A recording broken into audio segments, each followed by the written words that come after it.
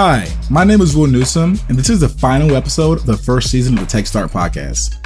We've been exploring the realities of changing careers and getting into tech for some time now, and I guess it's time to look back to see where we started and what we've learned. Let's start with me.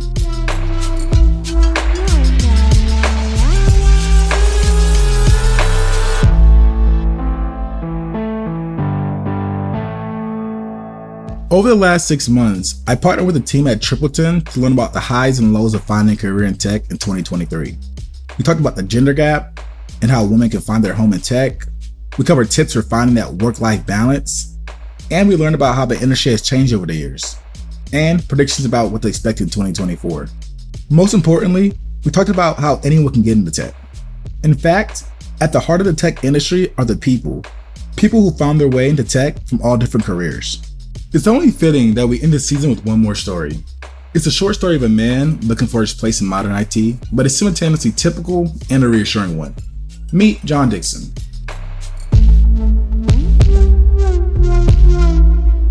I travel the world.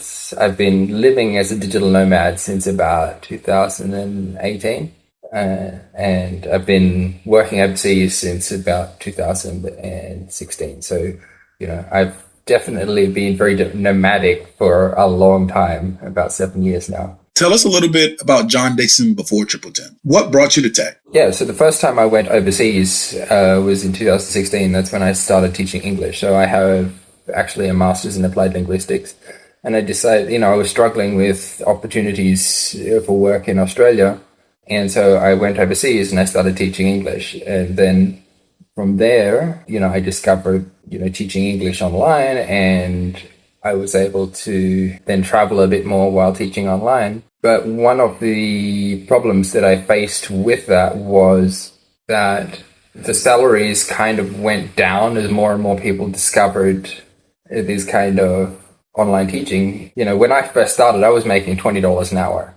And then by the time I left the industry, most wouldn't pay more than about $10 an hour. That was kind of pushed me. I had to make a change.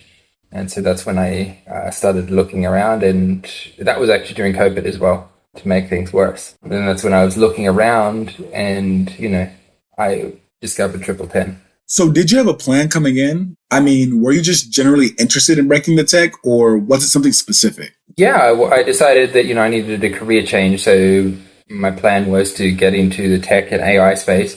Actually, the thing that piqued my interest in particularly data science was seeing a lot of data coming about COVID and, all of these predictions that were happening. COVID will do this, COVID will do that.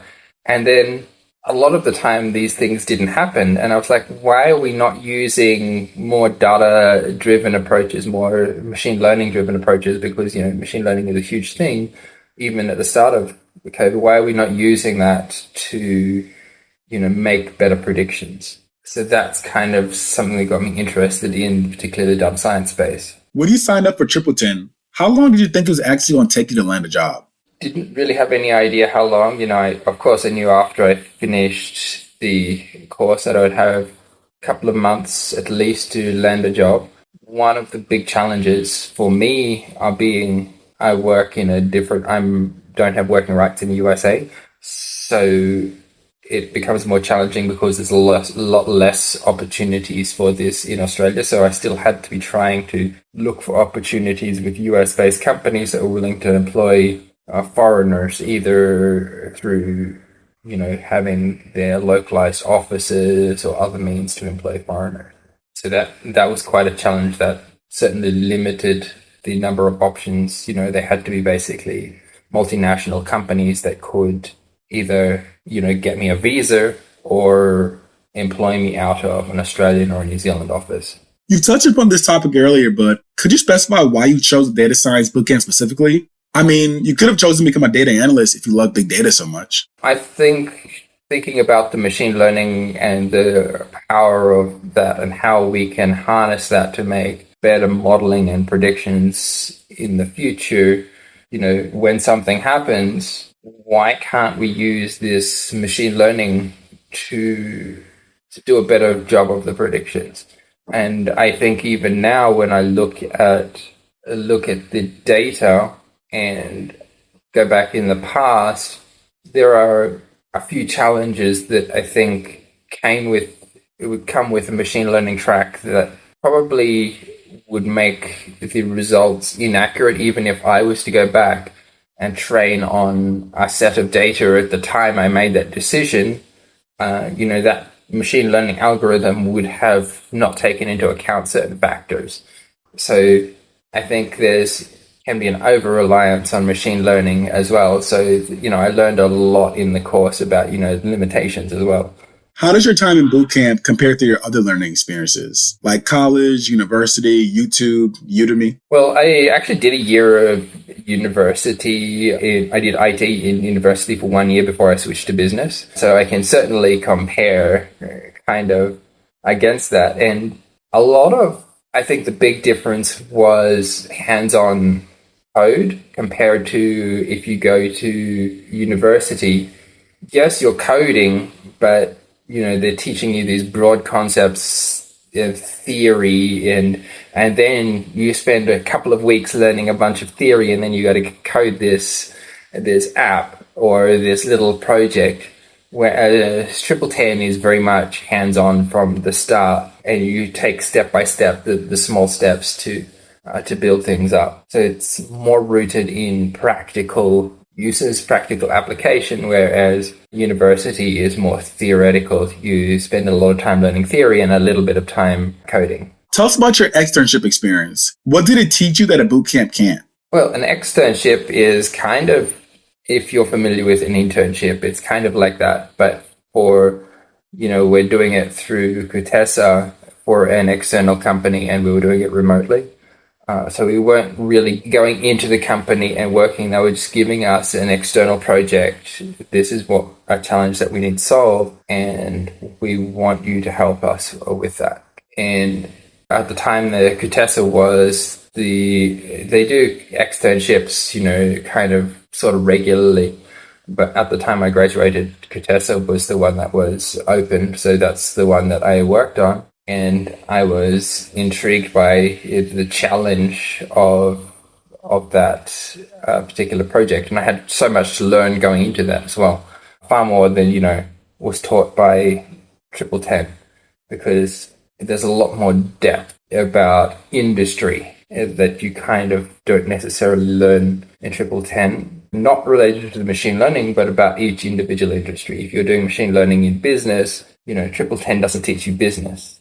If you're doing, machine learning for a medical field, they don't teach you medicine. So you have to kind of build that domain knowledge alongside that machine learning knowledge as well. What does Kutesa do? They're building a music app at the moment so that people can listen to music. It's just changing the way that we listen to music. It's more of like, at the moment, it's going to be more like a music streaming thing where we're creating more tailored playlists, and we're doing some things more specifically around that.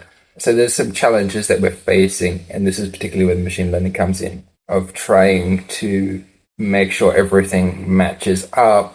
There's a lot of stuff that has been at the start done by hand to try and make sure this goes with this and this sounds good with this. And now we got to build in the machine learning so that doesn't all have to be done by hand forever. The particular project that we're working on was predicting music features. So in this case, it was music valence. So it's the energy or the mood of the music, and trying to match. There's a scale. Typically, if you look at something like Spotify, there'll be a valence scale of, 1 to 10 or whatever, low energy, high energy kind of thing. Or low mood, depressing kind of songs. And then you have the high energy, fun songs that want to make you dance kind of thing.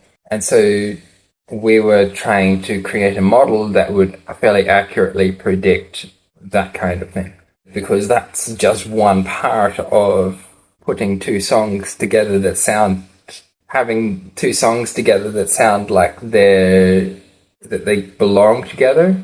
That's a part of it. Did the externship make you feel like you're ready for an actual job? I was ready for a job.